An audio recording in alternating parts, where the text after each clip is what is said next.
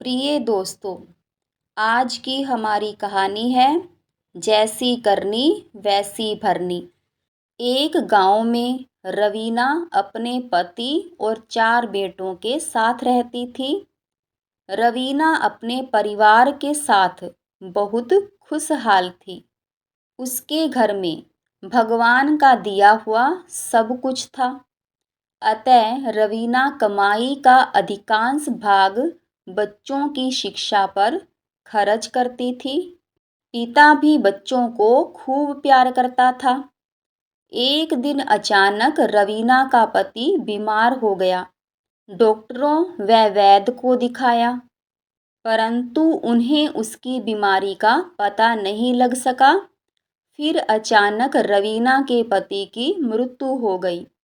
रवीना जैसे तैसे अपने बेटों को बड़ा करने लगी, परंतु वे जैसे जैसे बड़े होते गए उन्हें शहर का भूत सवार होने लगा। धीरे धीरे वे गांव छोड़कर शहर चले गए। शहर में विवाह कर वहीं रहने लगे। रवीना बूढ़ी हो चुकी थी, परंतु उसने हिम्मत नहीं हारी थी। सिलाई बुनाई का कार्य करके अकेली ही रहती थी और अपने घर का गुजारा चलाती थी। एक दिन वह रसोई में खीर बना रही थी। खीर कई घंटों से पक रही थी। तभी रवीना को थकान महसूस होने लगी।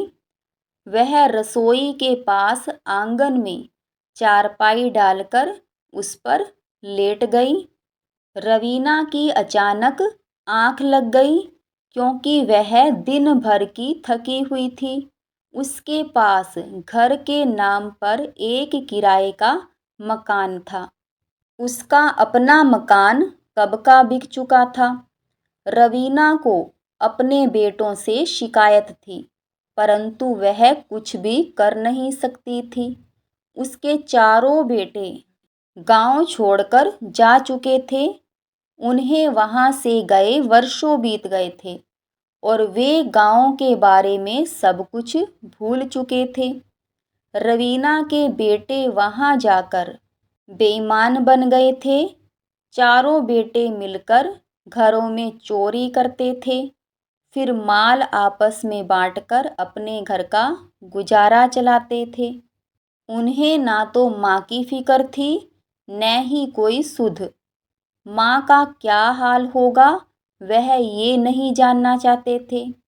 चारों बेटे चोरी करने में इतने माहिर हो चुके थे कि वे कभी पकड़े नहीं जाते थे। एक दिन उन्होंने सर्राफ के यहाँ चोरी की और खूब माला माल हो गए। लेकिन चोर को तो चोरी के सिवा कुछ करना आता ही नहीं है।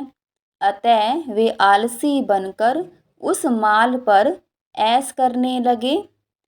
कुछ ही दिनों में सारा धन और माल समाप्त हो गया। अब उन्हें फिर से धन पाने की चिंता सताने लगी। एक दिन वे चोरी के इरादे से शाम को घर से निकले। तभी उन्हें एक युवक मिला। वह बोला, तुम कहाँ जा रहे हो? मुझे भी साथ ले लो। चोरों ने उसे इनकार कर दिया, परंतु वह युवक उनकी खुशामद करने लगा और बोला, अच्छा भैया, तुम यह बता दो कि तुम कहाँ जा रहे हो। एक चोर क्रोधित होकर बोला, चोरी करने चलोगे? वह युवक बोला, हाँ भैया, सब कुछ करूँगा। मैंने 5 दिन से खाना नहीं खाया है। जैसा कहोगे वैसा ही करूँगा। जो दोगे वही ले लूँगा। अपना हिस्सा भी नहीं मांगूँगा। चारों भाइयों को बात जच गई कि मुफ्त में नौकर मिल रहा है, जो चोरी में भी साथ देने को तैयार है, फिर अपना हिस्सा भी नहीं मांगेगा। उन्होंने उस युवक को अपने साथ ले लिया, परंतु उसे समझाया, देखो, तुम पहली बार चोरी करने जा रहे हो, इसलिए कोई बेवकूफ़ी मत करना। युवक तैयार हो गया और उन चारों के साथ चल दिया। चारों भाई चोरी करने के लिए मकान तलाश करने लगे। उन्होंने कई मकानों में घुसने का प्रयास किया, परंतु हर घर में कोई ना कोई जाग रहा था। अचानक उन्हें एक घर का दरवाज़ा खुला दिखाई दिया। वे उस घर में घुस गए। वहाँ उन्होंने खूब जमकर चोरी की। घर का हर सामान एक चादर में बांध लिया। हालांकि घर में कोई भी कीमती सामान न था, परंतु वे चोरी करने निकले थे, तो उन्हें कुछ न कुछ तो चुराना ही था। तभी एक चोर की नज़र रसोई की तरफ गई। वहाँ खीर पक रही थी।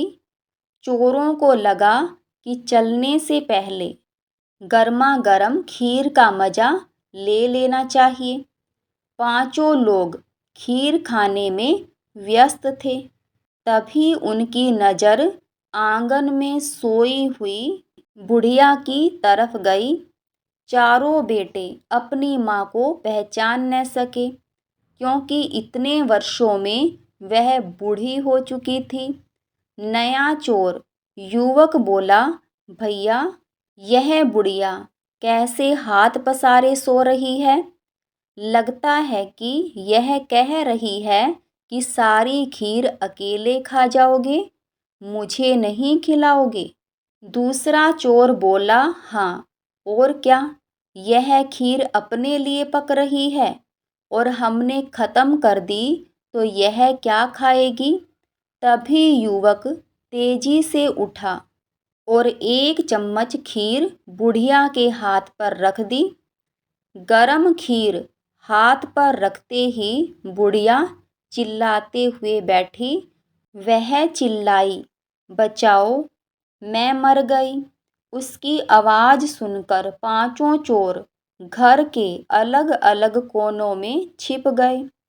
रवीना के चिल्लाने से सभी पड़ोसी दौड़े आए और पूछने लगे कि क्या हुआ, वह क्यों चिल्ला रही थी। अचानक हाथ पर गरम खीर रखने से और भीड़ इकट्ठी होने से रवीना कुछ समझ ही ना सकी कि क्या हुआ। वह नींद में थी।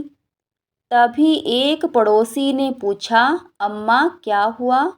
रवीना बोली, पता नहीं क्या हुआ, मैं तो सो रही थी। यह खीर मेरे हाथ पर कहाँ से आई, यह तो ऊपर वाला ही जाने। सभी चोर अलग कोनों में छिपे बुढ़िया की बातें सुन रहे थे और घबरा रहे थे कि वे कहीं पकड़े न जाएं। युवक, जो नया चोर था और पहली बार चोरी करने निकला था, इत्तेफाक से ऊपर छत के किनारे छिपा बैठा था। रवीना की बात सुनकर उस युवक को यूं लगा कि बुढ़िया ने उसे देख लिया है, तभी कह रही है कि ऊपर वाला जाने। वह ऊपर छुपे छुपे ही जोर से बोला, मैं क्या जानूं, यह तो बाथरूम वाला जाने कि क्या हुआ। युवक की बात सुनकर बाथरूम में छुपा चोर घबरा गया कि वह पकड़ा जाएगा तो उसकी पिटाई होगी। वह स्वयं को बचाने के प्रयास में बोला, मैं क्या जानूं, चारपाई के पीछे वाला जाने। तभी चारपाई के पीछे वाला बोल उठा, वाह, मुझे क्यों फंसा रहे हो, मैं क्या जानूं, यह तो सीढ़ियों वाला जानता है कि क्या हुआ। सीढ़ियों वाले ने भी तुरंत इसी तरह चिल्लाकर कहा, मुझे क्यों फंसाते हो, मैं क्या जानूं कि क्या हुआ, यह तो बिस्तर के पीछे वाला जानता है। सारे अड़ोसी पड़ोसी व रवीना हैरान थे। कि आवाज़ कहाँ-कहाँ से आ रही है। सभी पड़ोसी एक साथ चोरों के ऊपर टूट पड़े और पांचों चोरों को पकड़ लिया। पांचों चोरों को जेल में डाल दिया गया। वहां पुलिस ने उनका अता पता पूछा तो पता लगा उनमें से 4 चोर तो रवीना के ही बेटे थे। चारों बेटों ने बहुत मन्नत की कि उन्हें बख्श दिया जाए, परंतु रवीना ने कहा, मैं बचाने वाली कौन हूँ, जैसी करनी वैसी भरनी।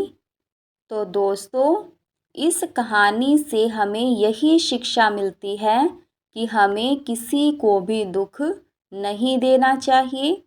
अगर किसी को दुख देंगे तो हम भी स्वयं दुखी रहेंगे। आशा करते हैं कि आप सभी को हमारी ये कहानी बहुत पसंद आई होगी।